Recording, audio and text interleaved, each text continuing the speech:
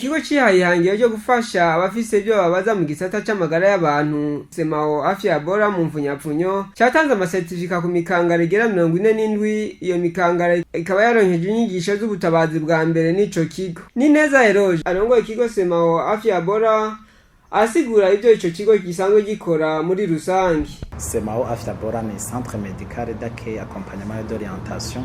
Ni ikigo cihaye ihangiro yo gufasha abantu bose bagwaye canke bafise ibyo babaza mu bijanye n'amagara y'abantu, kubafasha kuborienta, kubabwira aho bo kwivuza bagashikira ubuvuzi bwiza nyabwo. Ababa bavuye muri Kongo canke muri Tanzania bashaka kwivuza i Bujumbura, canke abi Bujumbura bashaka kwivuza mu mahanga nkabivuza mu Rwanda, muri Kenya, Afrique du Sud, muri Inde canke i Buraya canke muri Amerika, abo bose turabafasha. Canke ufise ukeneye umugarde malade gufasha kwaza umugwayi wawe, aho se turagufasha. Turakora n'ibindi vy'amaformation nk'akarurero ufise nk'abakozi ugashaka ko bongereza ubumenyi, kungura ubumenyi, turashobora kubaha inyigisho zituma bagira performance mu kazi baba barimo.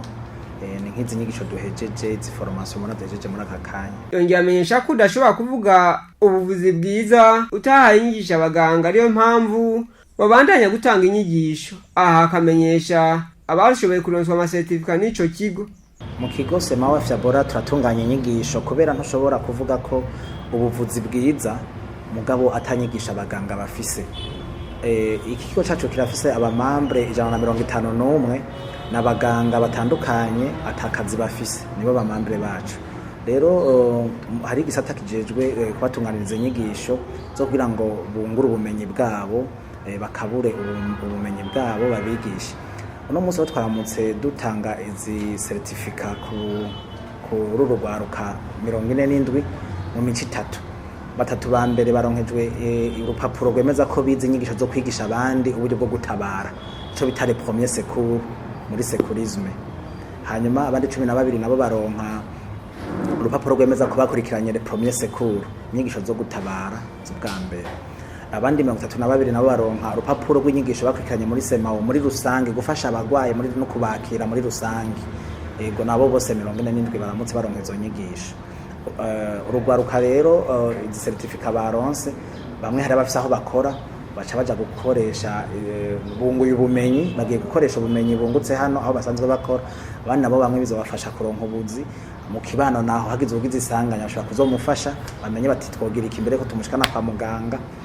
Mu gihe hari n'umugambi wa leta yuko abantu bose mu muhana mu muryango wose ho bahariho umuntu wize secourisme ivyo gutabara le premier secours. Bamwe mu baronkejwe izo nyigisho bavuga ko baharonkeye akunguko kanini nyuma y'ubumenyi bari basanzwe bafise mu bijanye n'amagara y'abantu. Bigirimana David yakurikiranye ibijanye no kwigisha abandi mu kigo Semao, hamwe na Alice Zidona yakurikiranye inyigisho muri ico kigo.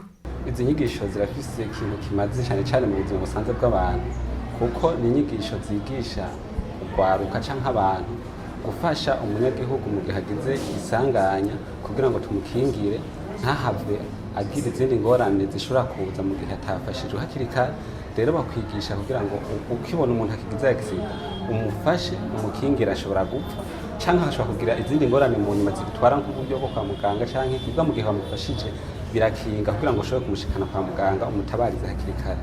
Zino nyigisho zaradufashije cyane ku buryo duhamagarira urundi rwaruka baba mu buvuzi canke abatari mu buvuzi kuzikurikirana, kuko ntibisaba kuba wize ubuvuzi gusa, mugabo uzikurikiranye biraguha ubuhamya bukwiye, bakakwereka n'ibikoresho bikwiye ukoresha kugira ngo ushobore gufasha, kuko bishobora gushikira wewe bigashikira umubanyi wawe canke inshuti yawe canke uri hafi yiwe. Rero ushoboye kubikora birafasha kugira haba mu magara y'abantu, kuko bica bifasha ko mu magara y'abantu naho bashobora gukiza amagara y'abantu benshi, hama abantu bakabaho tugakiza ubuzima bw'abantu benshi. Uwo muyobozi agatera akamo n'abandi kwitabira izo nyigisho kuko ari ingirakamaro.